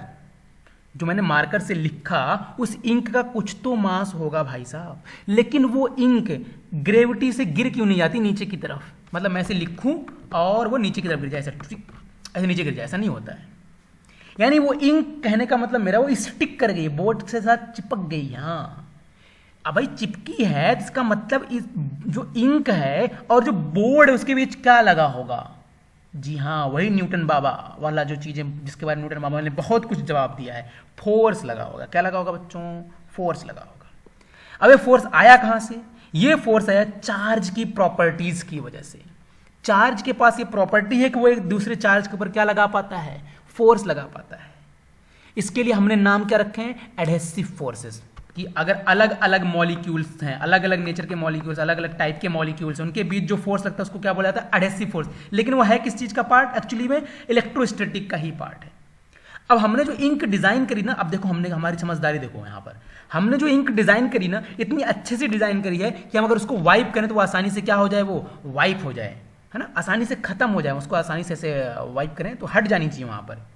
मतलब फोर्स तो लग रहा है, वो चिपके तो हैं, लेकिन इतने स्ट्रांग फोर्स से नहीं कि छुड़ाने पर छूटे भी नहीं। लेकिन अगर परमानेंट मार्कर से लिख दो तो अब देखो हमारी चलाकी, हमने परमानेंट मार्कर बनाया, हमने उसमें जो क्वांटिटी थी उसको ऐसे चेंज किया कि उनके बीच लगने वाला फोर्स क्या हो जाए? बहुत ज्यादा स्ट्रांगर हो जाए। अब जब फोर्स बहुत ज्यादा स्ट्रांगर हो जाएगा माय डियर, तो क्या होगा? वो नहीं छूटेगा जल्दी। ऐसी जो प्रिंटिंग मशीन होती है, प्रिंट करती है पेपर के ऊपर, उसमें भी क्या लगता है? इलेक्ट्रोस्टैटिक फोर्स लगता है। जो प्रिंटर की इंक होती है ना, उस पेपर के ऊपर जाके स्टिक हो जाती है। जी हाँ, तो इस तरीके से इलेक्ट्रोस्टैटिक्स भी क्या है हमारे डे टू डे लाइफ में? इन्वॉल्व है यार, कतई इन्वॉल्व है। हम लोग जो चलते हैं ना, फिसल के गिरते नहीं है ना, हम लोग बोलते हैं फ्रिक्शन फोर्स की वजह से नहीं गिरते हैं, वो फ्रिक्शन फोर्स भी क्या एक्चुअली में इलेक्ट्रोस्टैटिक्स का ही एक हिस्सा है। फ्रिक्शन फोर्स भी क्यों जनरेट होता है? इलेक्ट्रोस्टैटिक फोर्स की वजह से ही जनरेट होता है। अब वो क्लास 12 में आप एकदम बिल्कुल डिटेल में पढ़ेंगे कि वैसे इलेक्ट्रोस्टैटिक फोर्स क्या होता है, क्या उसका फार्मूला है, कितना लगता है, वो सारी चीज़ें। यहाँ पर मैं थोड़ा थोड़ा एग्जाम्पल दे रहा हूँ कि डे टू डे लाइफ में कोई चीज़ कैसे इन्वॉल्व है। इलेक्ट्रोडायनेमिक्स नाम से पता लग रहा है। इलेक्ट्रो का मतलब क्या मैंने बोला? चार्ज। डायनेमिक्स का मतलब क्या? मूविंग कंडीशन में। यहाँ पर क्या था? स्टैटिक, स्टैटिक कंडीशन में था। Electrostatic, charge in static condition, and here the charge is in dynamic condition, in moving condition. तो एक स्टैटिक चार्ज जब इतने गुल खिला सकता है, इतनी फिनोमिनॉज कर सकता है, तो माय डियर एक डायनेमिक चार्ज क्या क्या नहीं कर देगा? बहुत कुछ करेगा। आपके घर में करंट आता है ना, मतलब बिजली सप्लाई होती है ना, इलेक्ट्रिसिटी क्यों हो पाती है? बिकॉज चार्ज मूविंग कंडीशन में, वहां पर चार्ज मूव कर रहा है, चार्ज फ्लो कर रहा है। और इसी प्रॉपर्टी की वजह से हम लोग एक बहुत ही अच्छा सा चीज बनाते हैं, इसको बोलते हैं इलेक्ट्रोमैग्नेट। शायद सुना होगा ये आपने, इलेक्ट्रोमैग्नेट सुना है कि नहीं सुना? ऐसे ऐसे लपेट के, है ना, किसी चीज के ऊपर, ठीक है ठीक है, इंसुलेटेड कॉपर वायर लपेट दी, है ना, इधर से करंट गई, इधर से करंट निकली। अब इसके पास क्या आ गई? एक प्रॉपर्टी आ गई जो क्या कर रही है? छोटी छोटी चीजों का कर ले रही है, अट्रैक्ट कर ले रही है। छोटी छोटी चीजों का कर ले रही है, अट्रैक्ट कर ले रही है। तो ये सब किसकी वजह से पॉसिबल हो पा रहा है? Because of the study of the electrodynamics. Physics में हम लोग क्या करते हैं? चीज़ों की स्टडी करते हैं, ये स्टडी करके फिर उसको अप्लाई करते हैं बाद में, ठीक है ना, हमारी डे टू डे लाइफ को अच्छा इंप्रूव करने के लिए। तो इलेक्ट्रोडायनेमिक्स जो है बहुत ही ज़्यादा इन्वॉल्व है डे टू डे लाइफ में। मतलब कितना ही बोला जाए, अब मैंने करंट का एग्जांपल दिया, इससे आप अंदाजा लगा सकते हो कि यार करंट तो हर जगह ही है। हर मोबाइल को चार्ज करना करंट चाहिए आपको, तो इन्वॉल्व है यार हर जगह। ऑप्टिक्स की बात करते हैं। ऑप्टिक्स के अपने दो पार्ट हैं, एक है रे ऑप्टिक्स और एक है वेव ऑप्टिक्स। ऑप्टिक्स का मतलब मैंने आपको बता दिया था, लाइट वगैरह के बारे में स्टडी होती है। एक्चुअली जो हमारी लाइट है ना, ये बड़ी ही अद्भुत है। इसने बड़ा परेशान किया है। 12th क्लास में आप डिटेल में पढ़ेंगे इस चीज़ को, लाइट के बारे में डिटेल में। तो लाइट के अपने दो नेचर होते हैं, उसकी वजह से दो ब्रांचेस भी बनी हुई हैं। रे ऑप्टिक्स जो है ना कंप्लीटली कहीं ना कहीं कह सकते हैं आप न्यूटन बाबा की देन है, उसने पूरी डेवलप करी हुई है। पूरा जो फिनोमिना है ना, reflection of light, refraction of light, ये सब न्यूटन ने एक्सप्लेन किया हुआ है। वेव ऑप्टिक्स जो है अपनी एक लाइट की एक अलग पार्ट है, बिल्कुल अलग तरीके से हम लोग लाइट की प्रॉपर्टीज को, यानी रिफ्लेक्शन ऑफ लाइट, जो भी फिनोमिना लाइट से रिलेटेड, रिफ्रैक्शन ऑफ लाइट, इन चीज़ों को एक्सप्लेन करते हैं। अब डे टू डे लाइफ की इन्वॉल्वमेंट की बात करें अगर, जैसे आपने देखा होगा कोई चीज़ बहुत चमकीली दिखाई देती है, कोई चीज़ बहुत चमकीली दिखाई देती है, लेकिन कोई चीज़ जो है कम चमकीली दिखाई देती है। ये डिपेंड करता है उस चीज़ से लाइट रिफ्लेक्ट होकर आपकी आंखों पर कितना आ रही है। मतलब उस चीज़ से, उस ऑब्जेक्ट से जितनी ज़्यादा अमाउंट में लाइट आपकी आंखों पर आएगी, आपको वो चीज़ उतनी ही ज़्यादा चमकीली दिखाई देगी। ये कौन बताता है हमको? रे ऑप्टिक्स बताती है। कहने का मतलब मेरा बेसिकली ऑप्टिक्स बताती है, सीधी सी बात है, ऑप्टिक्स ही कह लेते हैं, तो कोई बात नहीं, इसमें वेव और रे का क्या भेदभाव। जितनी ज़्यादा लाइट आएगी उतनी ज़्यादा वो चीज़ आपको क्या दिखाई देगी? चमकदार दिखाई देगी। जैसे मान लो अगर मेरे को मून को देखो, आप आसानी से देख लेंगे। फिर मान लो दिन में सन निकला, धूप का टाइम है, दोपहर का टाइम है, बोलो सन को देखो, वही देखने में हालत खराब हो जाएगी, क्योंकि उधर से लाइट बहुत ज़्यादा आ रही है। ऐसे ही हमने इसी चीज़ का कॉन्सेप्ट का यूज किया, हमने डायमंड बनाए। डायमंड मतलब डायमंड तो मटेरियल का नाम है, लेकिन डायमंड के पास जो उसको शेप वो देखते हैं ना, रिंग में जब उसको लगाते हैं ना, रिंग वगैरह पे जब लगाते हैं उसको, तो ऐसे ही नहीं चमकता है वो। डायमंड मटेरियल से ला के उठा के रख दिया रिंग के ऊपर, ऐसे नहीं चमकेगा वो, उसे कटिंग की जाती है। इस तरीके से कटिंग की जाती है, इस कॉन्सेप्ट से कटिंग की जाती है कि ज़्यादा से ज़्यादा इंटेंस में लाइट निकले, बहुत ज़्यादा, मतलब कह सकते हैं क्या कहेंगे इसको, चमक के साथ लाइट निकले, बहुत ज़्यादा एनर्जी के साथ निकले, बहुत बार है ना उसके अंदर रिफ्लेक्ट हो जाए। डायमंड के अंदर क्या होती है, लाइट एक्चुअली ट्रैप हो जाती है। डायमंड के अंदर क्या होती है, लाइट ट्रैप हो जाती है। और जब बाद में लाइट किसी फेस से निकलती ना, तो हमको डायमंड क्या दिखाई देता है? चमकीला दिखाई देता है। उसके पीछे रीजन ये होता है कि लाइट बहुत ज़्यादा अमाउंट में निकलती है वहाँ से। इसको भी आप पढ़ेंगे इसमें, रे ऑप्टिक्स में। वेव ऑप्टिक्स का एक मैं बहुत ही अच्छा सा उदाहरण देना चाहता हूँ। सुनो, आपने टेलीस्कोप और माइक्रोस्कोप जैसी चीज़ों का नाम तो सुना ही होगा। वो सारी चीज़ें एक्सप्लेन हो जाती हैं अपनी रे ऑप्टिक्स से। माइक्रोस्कोप की अगर हम यूज की बात करें तो हमको छोटी छोटी चीज़ों को देख के, है ना, देखने में, मतलब स्टडी करने में हेल्प करता है वो। लाइक मान लो सेल्स का स्टडी करना हुआ, तो सेल्स का जूम करना हुआ, भाई उसको जूम कर देखना है, बढ़िया से देखना है, तो हमने माइक्रोस्कोप का यूज कर लिया। लेकिन वेव ऑप्टिक्स ने ना ऐसा तगड़ा कॉन्सेप्ट दिया, हमने एक स्कोप बने, इसका नाम है इलेक्ट्रॉनिक माइक्रोस्कोप। Electronic microscope. अब इलेक्ट्रॉनिक माइक्रोस्कोप में क्या होता है ना, हम लोग सिंपल लाइट नहीं यूज करते हैं, मतलब सिंपल उजाला नहीं यूज करते, सिंपल रोशनी नहीं यूज करते हैं। इसमें हम लोग इलेक्ट्रॉन्स का यूज करते हैं। किसका यूज करते हैं? इलेक्ट्रॉन्स का। अब इलेक्ट्रॉन्स जब आता है ना, इलेक्ट्रॉन्स की हेल्प से जब हम किसी चीज़ को जूम आउट करके देखते हैं ना, तो वो 20 लाख टाइम्स, हाँ 20 लाख टाइम जो है वो चीज़ों को जूम कर देता है। यानी अब हम अगर सेल्स की स्टडी करें, जो सोचो तब कितना अच्छा हमको इमेज मिलेगा, कितना क्लियर इमेज मिलेगा। मतलब माइटोकॉन्ड्रिया के चिथड़े चिथड़े से दिखाई देंगे अपने को, है ना, बायोलॉजी लैब में लोग जैसे यूज कर रहे हैं, तो भाई एक एक चीज़ दिखाई देगी अब क्लियर। तो वेव ऑप्टिक्स के कॉन्सेप्ट पर ये चीज़ बनी हुई है, इलेक्ट्रॉनिक माइक्रोस्कोप, इलेक्ट्रॉन माइक्रोस्कोप भी कह लीजिए। उसके बाद से मॉडर्न फिजिक्स, जो कि अपने क्लास 12th में पढ़नी है, थोड़ी सा हिस्सा ही मॉडर्न फिजिक्स का। एटम्स एंड न्यूक्लियाई का बेसिक नॉलेज हम लोग देखेंगे कि एटम्स क्या है, न्यूक्लियाई क्या है, उनका बेसिक नॉलेज। ये डे टू डे लाइफ में हमको कहाँ देखने को मिल जाता है? Actually day to day life में तो नहीं, ये ऑर्डिनरी नहीं है। जैसे एटॉमिक बॉम्ब्स वगैरह हो गया, ठीक है ना, और जो भी उसकी वजह से बिजली पैदा करते हैं हम लोग, है ना, इनकी एनर्जी, इसके ऊपर स्टडी करी हमने। पहले क्या किया हमने भाई? न्यूक्लियस के बारे में समझा, हमने देखा कॉन्सेप्ट है वहाँ पर कुछ एनर्जी का, हमने उसका यूज किया और उससे हमने क्या बनाए? न्यूक्लियर पावर प्लांट्स बनाए, है ना। एटम्स को हमने समझा, न्यूक्लियस को समझा, तभी तो हो पाया ये चीज़। और जो ये वाला हिस्सा ना मॉडर्न फिजिक्स का यही है, सेमीकंडक्टर एंड एप्लीकेशंस। ये तो हद से ज़्यादा आपके डे टू डे लाइफ में इन्वॉल्व है। सेमीकंडक्टर अगर नहीं होता ना, तो आप जो हाथ में मोबाइल लिए घूम रहे हैं ना इतने आराम से, ये पॉसिबल ही नहीं हो पाता। मतलब इतना कॉम्पैक्ट वर्जन ना टेक्नोलॉजी का। लाइक रेडियो पहले बड़े बड़े होते थे, आपने देखे हैं पहले कितने बड़े बड़े रेडियोज होते थे। अब आपके मोबाइल में का रेडियो भी है, टेलीविजन भी है, सब कुछ यार एक ही मोबाइल के अंदर है, घड़ी से लेकर सब कुछ। पहले सिर्फ एक घड़ी अलग टाइम बता रही, रेडियो के लिए अलग है, टेलीविजन के लिए सब कुछ व्यवस्था अलग है। मतलब चीज़ें बहुत बड़ी होती थी, अब चीज़ें कितनी कॉम्पैक्ट हो गई हैं because of this semiconductor. Semiconductor एक डिवाइस का नाम है ना, एक कह सकते हैं पार्ट का नाम, जो कि आप पढ़ेंगे डिटेल में, मैं इतना भी यहाँ पर नहीं बता रहा हूँ, चलो बोल ही देता हूँ यार। सेमी का मतलब होता है कुछ आधे से, कंडक्टर का मतलब है जो लाइट को, इलेक्ट्रिसिटी को कंडक्ट करे। मतलब जो लाइट को कंडक्ट तो कर सकता है, इलेक्ट्रिसिटी को कंडक्ट तो कर रहा है, लेकिन उसका जो नेचर है ना वो इंसुलेटर और प्योर कंडक्टर के बीच में कुछ एग्जिस्ट कर रहा है, उसको बोलते हैं सेमीकंडक्टर। अब इसके भाई अलग ही लेवल के जो है ना नशे रहते हैं, तगड़ा एक मतलब कॉन्सेप्ट है इसका। तो सेमीकंडक्टर जब आप 12th में जाएंगे आप पढ़ेंगे इसी चीज़ को डिटेल में कि कैसे वो वर्क करता है। मैंने समझा दिया बाकी आपको कि डे टू डे लाइफ में कैसे इन्वॉल्व है, कहाँ पर इन्वॉल्व है, लेकिन ये वर्क कैसे करता है उसको जानना अपने आप में एक नेक्स्ट लेवल का जो है कह सकते हैं आप मज़ा है ना। मतलब आप जब फिजिक्स को ना फील करने लग जाएंगे ना डे टू डे लाइफ में तो उसकी बात ही अलग होगी। नेक्स्ट हेडिंग मैंने लिख रखी है एक्साइटमेंट ऑफ फिजिक्स। मतलब क्या एक्साइटमेंट है फिजिक्स में? यार एक्साइटमेंट की कमी थोड़ी है फिजिक्स में, हद से ज़्यादा एक्साइटमेंट, इतने सारे एग्जाम्पल्स दे दिए। वही एक एक्साइटमेंट है कि आप किसी फिनोमिना को रीजन दे पाए, किसी फिनोमिना के लिए रीजन दे पाए, किसी फिनोमिना को आप एक्सप्लेन कर पाए with some logical reasons. That is also the part of excitement of the physics.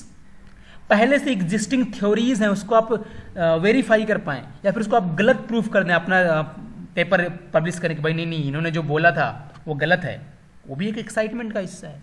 Excitement physics की ये है कि आप कोई नया लॉ लेकर आए, कोई नई थ्योरी लेकर आए और वो एक्सेप्ट होगी और उससे कोई नया डिवाइस बन गया। That is also excitement that helping the society. हाँ उल्टा भी हो सकता है, हेल्प करने के बजाय उल्टा भी हो सकता है ना, डेवलप करने का पता डेवलप ना हो के और उल्टा भी हो जाए। फॉर एग्जाम्पल एटॉमिक बॉम्ब बना, भाई उससे नुकसान ही हुआ ज़्यादा, फ़ायदा तो मुझे नहीं दिखता। हालांकि फ़ायदा बहुत है, ऐसा नहीं है। लाइक जो कॉन्सेप्ट है अपना न्यूक्लियर पावर प्लांट का, उससे क्या है भाई इलेक्ट्रिसिटी बनाओ सप्लाई करो, वो एक फ़ायदे वाली चीज़ है। लेकिन उसका मिस यूज साइंस का तो भाई दोनों है, आप जानते ही हैं। Physics in relation to other sciences, देखो फिजिक्स इज इन्वॉल्व एवरीवेयर। मतलब फिजिक्स ने जा जाके ना सबको हेल्प करी है, because this is the god subject, this is the yes god subject. तो फिजिक्स ने यार सबको जाके हेल्प करी। देख लो physics in relation with biology, बताने की जरूरत नहीं है शायद मुझे, माइक्रोस्कोप नहीं होती तो कुछ भी नहीं हो पाता क्या कुछ। इलेक्ट्रॉनिक माइक्रोस्कोप है, इन्होंने खूब यूज किया, भर भर के यूज किया और अच्छी चीज़ से उनको डेवलप किया। रेडियो आइसोटोप्स की वजह से क्या होता है, जो थेरेपी वगैरह होती है ना, क्योर और डिजीज लाइक कैंसर वगैरह, वो सब का भी अपना यूज कर लेते हैं। Physics in relation with chemistry, वही बात है यार, अगर चीज़ों को आप ज़्यादा जूम आउट नहीं करेंगे, आप जब तक चीज़ों की प्रॉपर्टीज को मैं नहीं बताऊंगा, मतलब फिजिक्स नहीं बताएगी, फिजिक्स जब तक नहीं बताएगी तब तक आप कैसे किसी चीज़ को एनालाइज कर पाएंगे। तो हम लोग क्या करते हैं, एटम्स वगैरह की स्टडी करते हैं, है ना, उसकी प्रॉपर्टीज को बताते हैं, एंड देन केमिस्ट्री क्या करती है, उसी चीज़ को अपने अलग तरीके से उसका यूज कर लेती है कि भाई ये एटम है, इसकी ये प्रॉपर्टी है, एंड देन उसको उस तरीके से अपना क्या किया, एलिमेंट्स को उन्होंने अरेंज कर लिया। Physics in relation with astrology, तो यार देखो हर जगह है, हर जगह टेलीस्कोप वगैरह नहीं होता तो एस्ट्रोलॉजी क्या होती, कुछ नहीं होती। एग्रीकल्चर वहाँ पर भी है। बस एक ही चीज़ है मैथमेटिक्स, यहाँ पर मामला उल्टा है, इसमें फिजिक्स ने हेल्प नहीं किया है बल्कि मैथमेटिक्स ने फिजिक्स की हेल्प करी है। यहाँ पर क्या है एक्चुअली मामला, मैं इस चीज़ को ऐसे देखता हूँ कि पूरा ब्रह्मांड यानी पूरा यूनिवर्स क्या है, शून्य है। दूसरा नाम क्या है उसका, शून्य ना, zero, and zero is related to mathematics, यानी मैथ के अंदर ही सब कुछ है ना भाई। देखो मैथ ने हेल्प करी फिजिक्स की, एंड फिजिक्स के अंदर मैंने सारा कुछ कवर कर दिया, लाइक फिजिक्स इज एवरीवेयर। लेकिन उस एवरीवेयर भी किसी चीज के अंदर, वो जो एवरीवेयर में बोल रहा हूं वो भी किसी के अंदर, वो किसके अंदर है, शून्य के अंदर है, एंड दिस शून्य इज मैथमेटिक्स। यस, मतलब यहाँ पर मैथमेटिक्स में केस में मामला उल्टा है। रिलेशन तो है फिजिक्स का, मैथमेटिक्स का बहुत ही तगड़ा रिलेशन है। मतलब अगर मैथ नहीं होती तो शायद फिजिक्स का दुनिया सिर्फ सोचने पे निकल जाती, वो बात नहीं बन पाती। मतलब रिलेशन तो बहुत ही तगड़ा है, लेकिन मामला थोड़ा उल्टा है। मतलब यहाँ पर मैथ फिजिक्स की हेल्प करता है, ना कि फिजिक्स मैथ की। ठीक है, चलिए आगे देखिए। Physics in relation to society, यार बताने की जरूरत शायद नहीं है अब, लेकिन फिर भी बताना पड़ेगा। टेलीफोन, लैपटॉप है, mobile, heater, electric iron, car, aeroplane, एक प्लांट से दूसरे प्लांट पे जाने की तैयारी, दुनिया भर की चीज़ें हैं जिसको क्या किया है फिजिक्स ने, मतलब हेल्प किया है ना बनाने के लिए। भाई फिजिक्स तो खुद नहीं बनाती है, फिजिक्स क्या है, थ्योरी देगी, लॉज देगा। इंजीनियर्स वगैरह क्या करेंगे, उस थ्योरीज एंड लॉज का यूज करके टेक्नोलॉजी टर्म में उसको लाएंगे। सॉरी, एंड देन जो है अपना मामला डेवलप होगा, यानी सोसाइटी क्या होगी, डेवलप करेगी। Fundamental forces in nature, next heading जो मैंने रखी है that is regarding the fundamental forces in nature. तो मैंने यहाँ पर दो पार्ट किए हैं, in microscopic world and in microscopic world. जो यहाँ पर मैंने फोर्सेस लिखे हैं ना, यही फोर्सेस है नेचर में जिसके अलग अलग नाम दिए हुए हैं बस, ठीक है ना। यही पूरे फोर्सेस ही है नेचर में, इसके अलावा कोई फोर्सेस है ही नहीं। इन्हीं के क्या है, अलग अलग नेम दिए हुए हैं। यही 4 फोर्सेस हैं बस, सिर्फ 4। हाँ, सबसे पहला मैंने लिखा है ग्रेविटेशनल फोर्सेस, जो कि आप अच्छे से जानते हैं। इलेक्ट्रोमैग्नेटिक फोर्सेस, वही चार्ज वाला और मैग्नेट से रिलेटेड जितना रहेगा पूरा मामला, that is called electromagnetic forces. Strong nuclear forces and weak nuclear forces, ये माइक्रोस्कोपिक वर्ल्ड का बात हो रहा है। माइक्रोस्कोपिक लेवल का मतलब क्या, वही नैनोमीटर साइज पे ले जाओ, क्वांटम मैकेनिक्स में चले जाओ, न्यूक्लियर साइज पे ले जाओ, तो वहां पर strong nuclear forces and weak nuclear forces के बारे में हम लोग बात करते हैं। अगर हम इन फोर्सेस की स्ट्रेंथ की बात करें, फोर्सेस की स्ट्रेंथ की बात करें कि किसकी स्ट्रेंथ ज़्यादा है, कौन सबसे ज़्यादा मजबूत है, कितना मतलब क्या अट्रैक्शन या रिपल्सन पावर किसकी है, तो वो देखिए यहाँ पर Fg का मतलब है ग्रेविटेशनल, Fw का मतलब वीक न्यूक्लियर फोर्सेस, Fe का मतलब इलेक्ट्रोमैग्नेटिक फोर्सेस, Fs का मतलब है स्ट्रॉन्ग न्यूक्लियर फोर्सेस। तो सबसे जो वीक है वो है अपना ग्रेविटेशनल, एंड देन उसके बाद इंक्रीजिंग ऑर्डर है, और यहाँ पर आपका आ जाता है सबसे स्ट्रॉन्ग जो है वो स्ट्रॉन्ग न्यूक्लियर फोर्सेस, सबसे ज़्यादा स्ट्रॉन्गेस्ट फोर्स है। तो Fg यानी 1 रेशियो 10^25, 10^36 एंड 10^38, ये रेशियो मैंने लिखा है, एक टिपिकल रेशियो है ना, यहाँ पर लिखा हुआ है। ऐसा फिक्स रेशियो नहीं है, बदलता रहेगा वो, ठीक है, वो बदलता रहेगा। मैंने एक लिखा हुआ है कि ऑलमोस्ट इस रेंज में आता है इनका रेशियो। तो आप देख रहे हैं कि अगर हम लोग कंपेरिजन करें ना ग्रेविटेशनल फोर्सेस और वीक न्यूक्लियर फोर्सेस की कंपेरिजन करें, तो weak nuclear forces 10^25 times stronger है ग्रेविटेशनल फोर्स से। किससे? ग्रेविटेशनल फोर्स है। कितना? 10^25 टाइम्स स्ट्रॉन्गर। यार बहुत ज्यादा स्ट्रॉन्गर है ग्रेविटेशनल फोर्स, मतलब वाकई में यार बहुत ज्यादा वीक फोर्स है। आप इस बात का अंदाजा ऐसे लगा सकते हैं कि यार कोई पेन है ना, पेन जब आप उठाते तो आपको फील नहीं होता उसका उतना वजन, कुछ कहाँ फील होता है उतना वजन, फील थोड़ी होता है उतना वजन एक पेन का, क्योंकि अगर स्ट्रॉन्ग न्यूक्लियर फोर्स होता है ना, सारी चीजें चिपक जाती है धरती माता से सीधे, खचैक, ले उठा ले पेन, अब उठा के दिखा। अभी वही मैग्नेट हो, मान लो मैग्नेट हो, जस्ट इमेजिन मैग्नेट हो, अभी वही पेन की बजाय मतलब कोई मैग्नेट और दूसरे मैग्नेट से आप उठा रहे हो मैग्नेट को, ले खींचना पड़ता तगड़ा एकदम। अब जो सोचो धरती माता कितना बड़ा और कोई मैग्नेट हो, और एक लोहे का टुकड़ा पेन की इतना बड़ा और आपको खींचना पड़ जाए तो भूल जाओ, नहीं खींच पाओगे, सॉरी छोड़ दो, खींचो ही मत, सोचना बंद करो, गलत बिल्कुल नहीं सोचना, जिंदगी खराब हो जाएगी यार। चलो इसका देखो कंपेरिजन, ग्रेविटेशनल और इलेक्ट्रोमैग्नेटिक का वही देखा है यहाँ पर 10^36, मतलब कितना ज़्यादा स्ट्रॉन्गर है ग्रेविटेशनल कंपेरिजन में। मतलब धरती माता क्या है, मास की बनी हुई है, आपने पेन को उठाया आसानी से उठा लिया, कोई दिक्कत नहीं हुई। अभी मैंने वही बोला, अगर मैग्नेट की बनी होती और वही पेन किसी लोहे वगैरह की होती ना, मैग्नेटिक मटेरियल की होती, फिर आपको खींचना पड़ता, खत्म बात थी, फिर तो नहीं खींच पाते। और यहाँ पर बात करें अगर ग्रेविटेशनल फोर्सेज की स्ट्रॉन्ग न्यूक्लियर फोर्सेज के साथ, तो 10^38 टाइम्स स्ट्रॉन्ग न्यूक्लियर फोर्सेस क्या है, ज्यादा है किससे, ग्रेविटेशनल फोर्सेस से। जी हाँ, बहुत strong force, this is the strongest force in nature, ठीक है। हालांकि ऑर्डिनरी लाइफ में हमको ये सारे फोर्स देखने को नहीं मिलेंगे, ये वाले मतलब वीक न्यूक्लियर फोर्सेस और स्ट्रॉन्ग न्यूक्लियर फोर्स, बिकॉज ये माइक्रोस्कोपिक जो है वर्ल्ड में है, न्यूक्लियर साइज पे जाके ये काम करते हैं। इस वाले केस में हम लोग बात करेंगे लाइक अजीब अजीब बात करेंगे, लाइक न्यूट्रॉन को अट्रैक्ट कर रहा है। हाँ सही सुना आपने, न्यूट्रॉन भी न्यूट्रल है, इसके पास भी चार्ज नहीं है, दूसरा न्यूट्रॉन भी न्यूट्रल, इसके पास भी चार्ज नहीं है, लेकिन फिर भी इन दोनों के बीच क्या लगता है, अट्रैक्शन फोर्स लगता है। I am not talking about the gravitational वाला अट्रैक्शन की इसके पास मास है, इसके पास भी मास है, वो वाला attraction, I am not talking about that. ये नेक्स्ट लेवल का अट्रैक्शन फोर्स लगता है, जो कि बहुत ही ज्यादा स्ट्रांग होता है, जो कि न्यूक्लियस को क्या करता है, बाइंड करके रखता है तगड़े तरीके से। इसीलिए तो न्यूक्लियस जल्दी फूटता नहीं है, जब फूटता है तो धमाका ही होता है ना, ऐसा समझ सकते हैं आप। चलिए आगे देखिए, आगे कुछ नहीं देखना है, आगे बस थैंक यू कहना चाहूँगा। यहाँ पर इतना मामला ख़त्म होता है। आपको आई होप मज़ा आया होगा फिजिकल वर्ल्ड वाला पूरा चीज़ें देखकर। तो हम जो अभी अब डिस्कस किए हैं ना ऊपर वाले हिस्से में, ये चैप्टर वो चैप्टर, ये फिजिक्स की ब्रांच वो फिजिक्स की ब्रांच, इन्हीं चीज़ों को हम लोग अब एक एक चैप्टर में धीरे धीरे देखेंगे।